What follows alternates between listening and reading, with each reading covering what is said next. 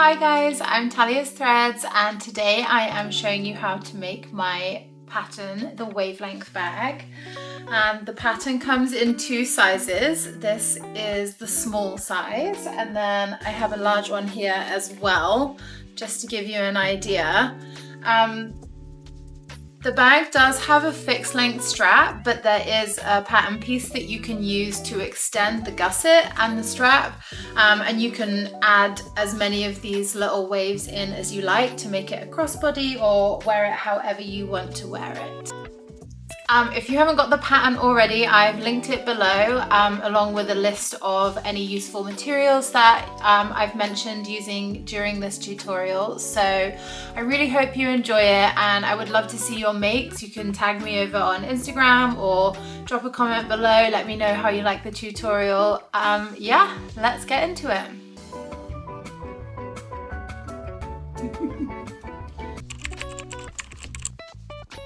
Okay, for materials, for this project I'm using a 10-ounce cotton canvas, which works perfectly. It's a similar weight to the denim version that I did, and that came out beautifully.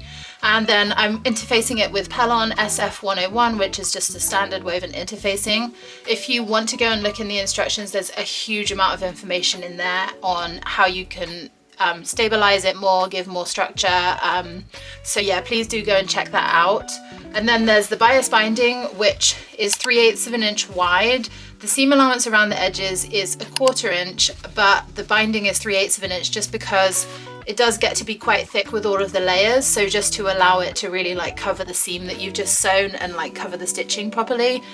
However, if you do choose to go with like a thicker interfacing or stabilization technique, like for instance if you quilt the fabric onto some batting, you might want to go with a wider bias binding, like maybe a 1/2 inch wide double fold bias binding, just to really reach around those thick seams. And then for the lining, this is just a shirting that I don't even know where I got it, but a lightweight but stable fabric that's not like really drapey or like sheer or thin.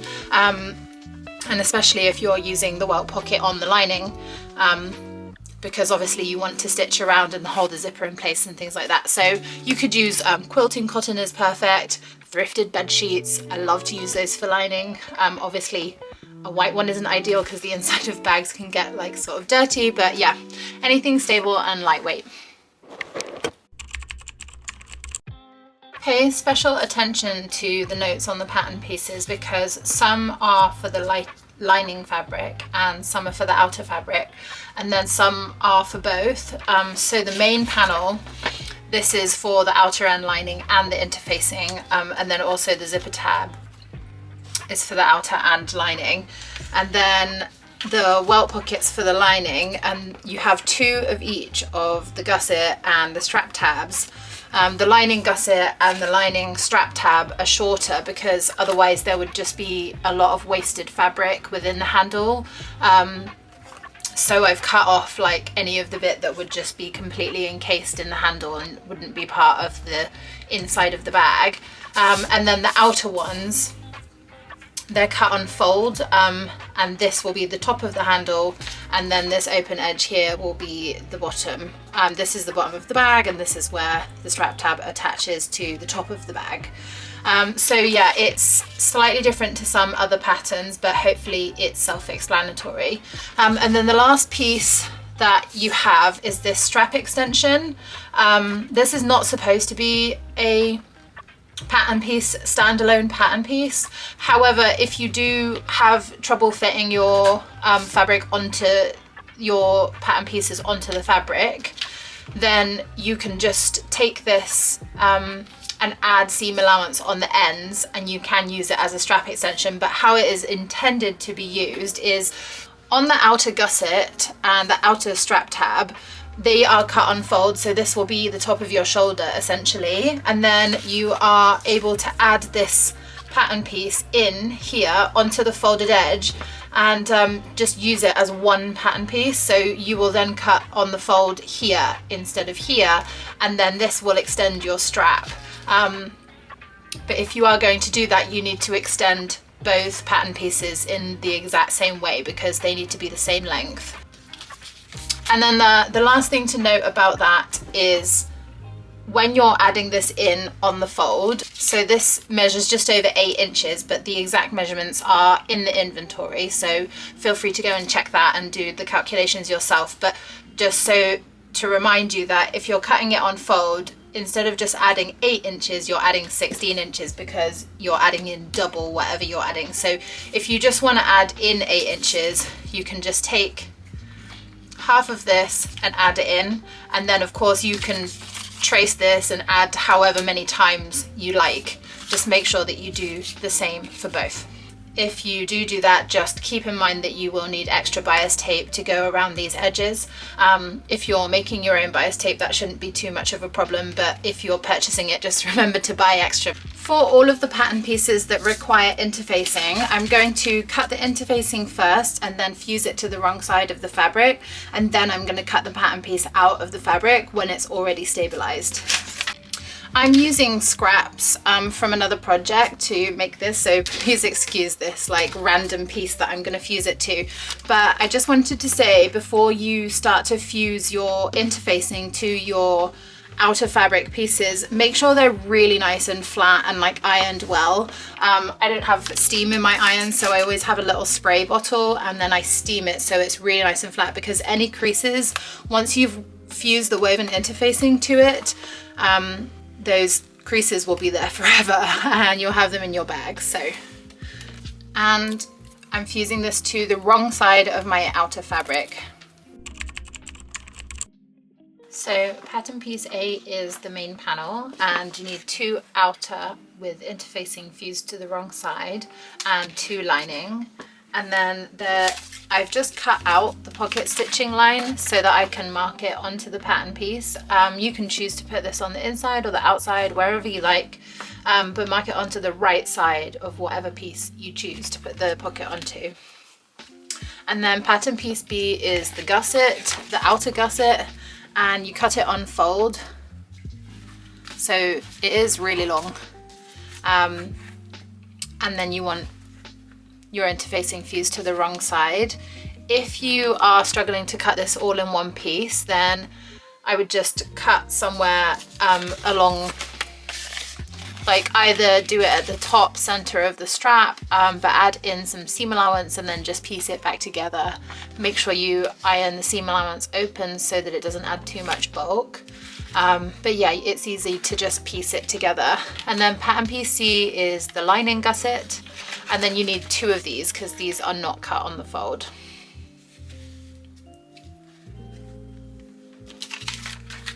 Pattern piece D is the outer strap tab, which is cut on the fold, and it's literally like the strap and attaching to the top of the bag. And then E is the lining strap tab, and you need 2.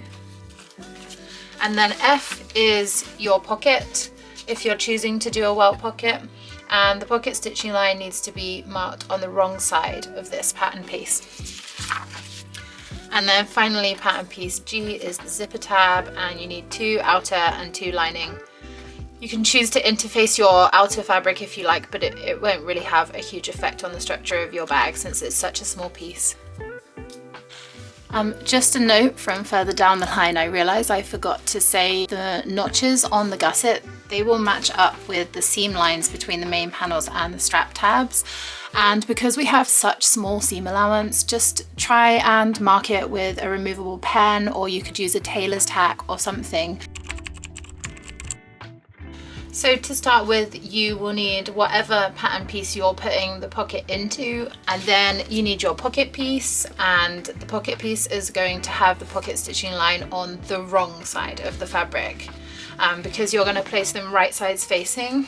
So what I like to do is put a pin in each of the corners and then match it through the pocket piece and then through the main pattern piece, and then they're perfectly lined up. And then you're just going to go and stitch all the way around the stitching line, and then back stitching at the beginning and end. dropping the needle at the corners and then lifting the presser foot so that the corners are nice and sharp. Once you've stitched all the way around, you can cut down the middle of the pocket, and you don't need to be precise about where you're cutting, just relatively close to the middle, but don't go all the way to the ends. Leave like maybe 1 centimeter or 3/8 of an inch, and from there you're going to cut out towards the corner and get as close as you can to the stitching without cutting through the stitching, so it's going to look like a sort of Y shape. Now you can push your pocket through to the back, and we're going to press the edges so that they look really nice and neat.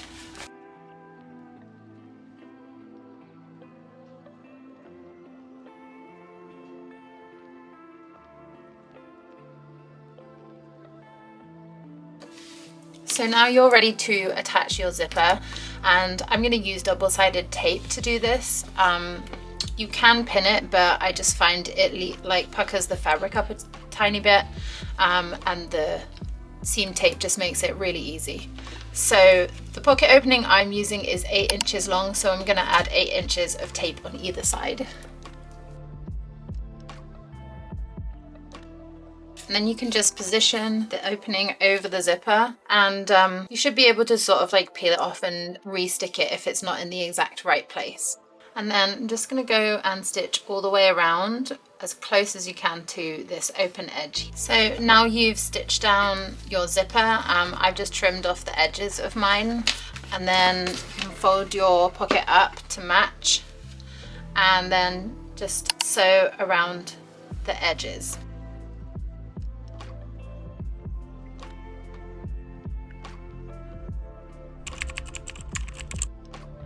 So we're going to add the zipper tabs to the end of the zippers, and the right side of the outer fabric is going to be facing the right side of the zipper, and the right side of the lining fabric is going to be facing the wrong side of the zipper. And then you're just going to sew along this short end here at 3/8 of an inch or 1 centimeter seam allowance.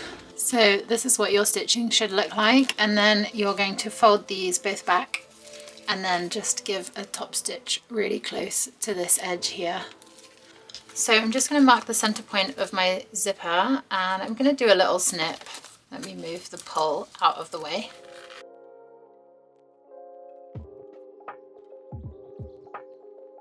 And then placing the wrong side of the zipper onto the right side of the lining, I am going to pin along, and then I'm going to use a long straight stitch just to baste this before we attach the outer fabric.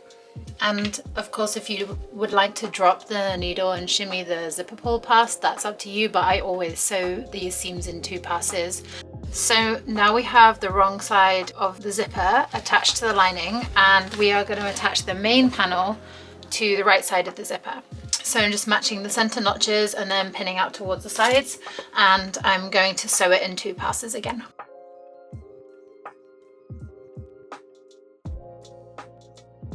Now that you have both sides of your main panel attached to the zipper, you can fold them back and give them a nice press or a finger press, it's up to you. And then if your fabric is not too thick, then you can also pin this out of the way and then give it a top stitch close to the edge just to hold it all in place.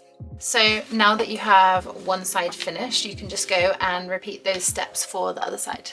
So I'm just matching up the lining and the outer, wrong sides facing, and then I'm pinning them in place. And what you're going to do is go around the edge and stitch 1/8 of an inch or 0.3 centimeters away from the edge, just to hold this all together, so that when we come to attach our gusset, it's going to do part of the work for us in stopping it from all shifting around. So we're ready to add the strap tabs, and this is the outer strap tab. It's just going to attach onto these ends of the main panels here, and the right side of this outer strap tab is going to the right side of the outside fabric. And then see the wider edge here, it matches up with the size of the outer strap tab, so that means that this bit is going to sit inside the handle. and the right side of the lining strap tab is going to match up with the right side of the lining. And then you're just going to sew these at 3/8 of an inch or 1 centimeter seam allowance. So now fold back your strap tabs and you're just going to give a top stitch along this edge here.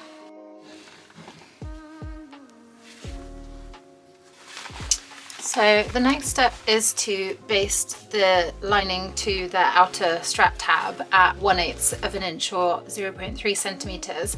But I'm just going to really quickly trim a tiny bit off from the edges of the strap tabs. It's difficult to get them exactly, and don't worry, if you just trim so that the wave looks organic, then nobody's going to notice.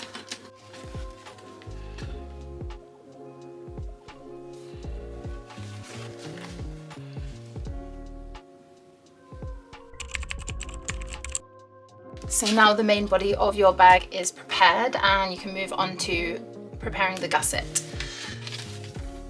So this is the outer gusset, and this in the center here will be the top of the strap, and then the open end is the bottom of the bag. We're going to put it right sides facing and sew at 1 centimeter or 3/8 of an inch.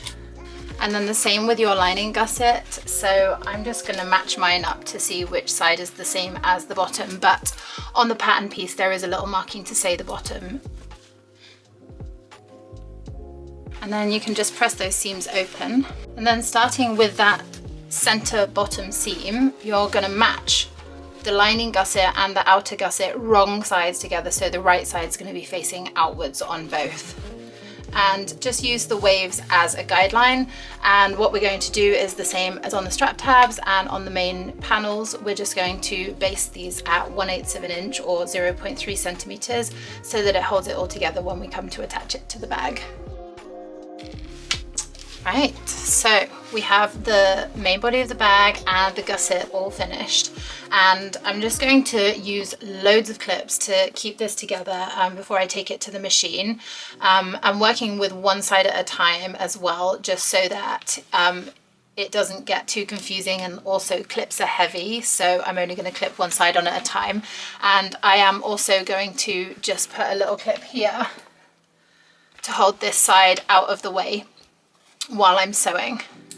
Normally you're going right sides facing with the bag, but this one obviously has the exposed binding, so we're going to go wrong sides facing and match up the notch at the bottom of the main panel with the seam line at the bottom of the gusset. And then you can match up the notches on the gusset with the seam line between the main panel and the strap tabs, and then just do your best to ease in the curves. The curves on the gusset are different to the curves, like if you just lay them over it, they are different to the curves on the main panel, and that's because that's what's going to give us the 3D structure. So you just have to be a little careful, ease it in, use a lot of clips to keep it in place. And I'm going to sew with the main panel facing down. It gives a nice flat surface, and then the gusset will be facing up when I'm on the machine, and it just allows for more control. And when I'm sewing, I do use tweezers, but you could use an awl or something else that will help you to guide the fabric through. I really like the tweezers because there's 2 points of contact, and just really helps me to smooth out any bumps that might be occurring from like the fabric pushing under the presser foot or anything like that. And you don't have to change to a zipper foot, but I do find that it helps me to stay closer to the edge of the fabric and manage like the puckering of the gusset a bit better.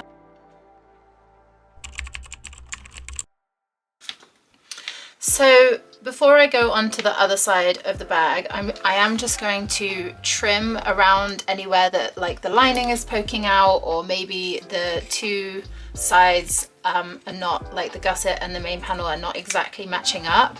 This is just really going to help when I'm attaching the binding, and yeah, just neaten everything up, make sure there's no fraying edges. And of course, just check around your seams, make sure that it didn't shift anywhere, there isn't any holes or any weak spots where you have sewn too close to the edge or anything like that. And you can always go in and unpick a little bit and then just re-sew that section. Just make sure that you backstitch well. and then go and repeat the same for the other side, sewing with the main panel facing downwards. I'm not going to film that again, but then we'll be ready to attach our binding. Okay, final step is binding, and I'm going to start on the handle. When we come back around to the other side with the binding, we're going to attach it together in a way that it reduces the bulk and you hopefully won't be able to notice where it's joined. And because of that, we're going to leave a long tail. And the reason I'm starting on the strap is because when we come back around, we're going to leave a long tail on the other side, and it can be useful to clip the strap out of the way so that we can attach the binding neatly. Whereas if you were down here, you'd sort of like have to try and crush the bag out of the way. But you can start wherever you want, and I can understand if you wanted to put the join like close to the bottom, but this does really help when you are attaching the binding. So, and I'm going to leave a 6-inch long tail, which is 15 centimeters, and start sewing. And I'm not going to pin my binding all the way around. I'm just going to leave it loose and just go really slow and place it along the edge of the bag as I go. I find that if I try and pin it in place, the binding does sort of shift and it moves around, and then you end up having to take the pins out anyway. But if you have a method of doing binding, then it's totally up to you.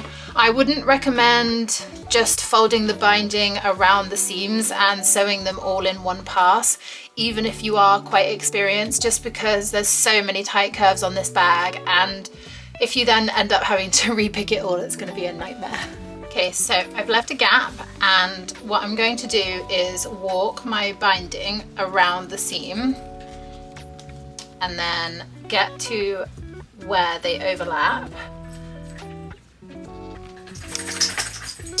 And it is unfortunate that there's a seam in my binding close to this. So what I'm going to do is cut a little bit further down from this, and I will end up having to attach it quite close to this seam. If you haven't left yourself enough room, it's not a problem, just unpick a few stitches to give yourself some more room, and then you can continue with joining the binding. So I'm going to cut here, and then I am going to unpick a few stitches.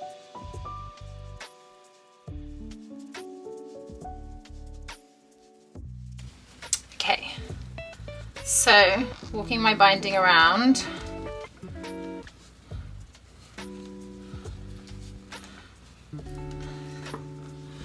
and then walking this side around, and then I'm going to measure from the point that they overlap, and they need to overlap by the exact width of the binding.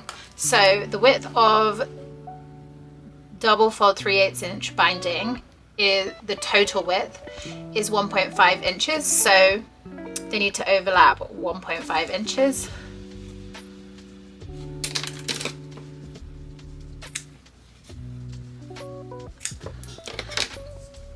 Now what you should be able to do is take your two ends of your binding and you overlap them right sides facing at a 90-degree angle, and then stitch from the corner of one to the corner of the other diagonally, and then once you open it out, it should give you a really nice like seamless finish to your binding.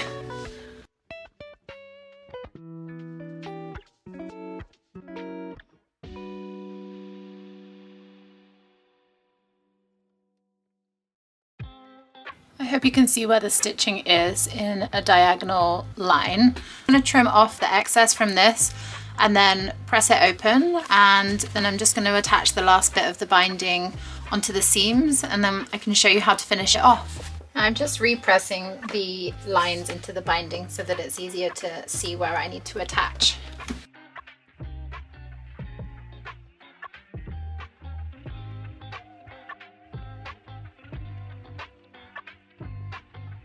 So of course now you can fold your bias tape to the back and just go and top stitch on the machine.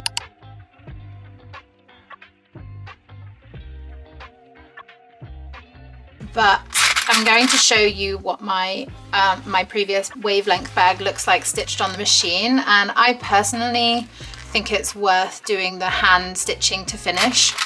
It just makes the binding so much neater and it's invisible. This is my previous wavelength, and as you can see, the stitching isn't uniformly close to the edge, and on some places it's on the denim as well.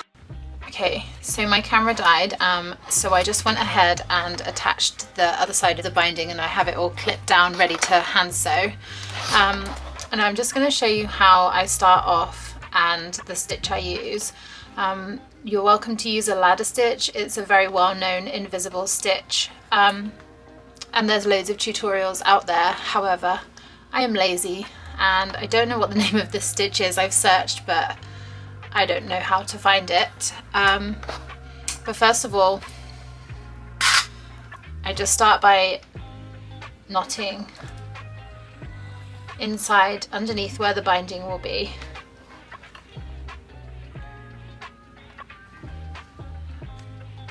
And to do that, I take the thread tail and I wrap it around the needle 3 times. And then just pull it through. And you should have a knot. And then this little tail here, I just try and tuck in.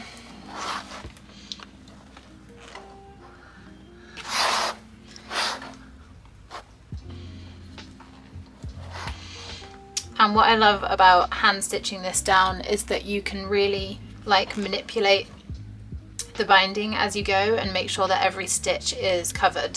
So I'm just going to pull it right over and hold it in place with my left hand, and then I'm going to go under a few threads of this main panel fabric, and then I'm literally just going to come up and grab a couple of threads of the binding and then pull it tight.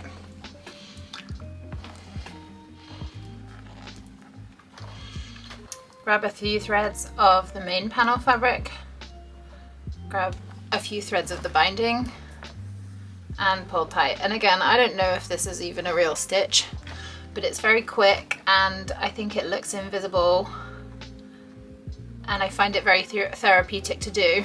And if you're using a thread that's matching to the binding, and it will look pretty invisible.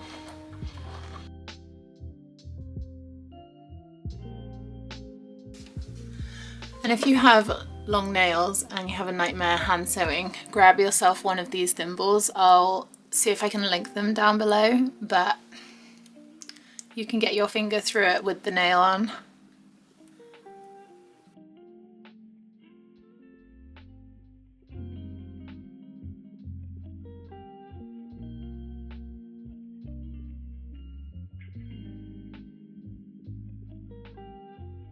And then when my thread is running out, I just tie a little knot by wrapping the thread around the needle again.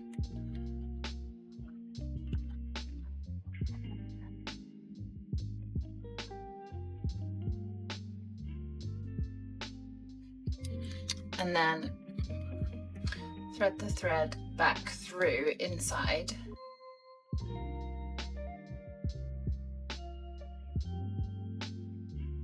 So that the tail's hidden, and then you can just snip that bit off and it won't come undone.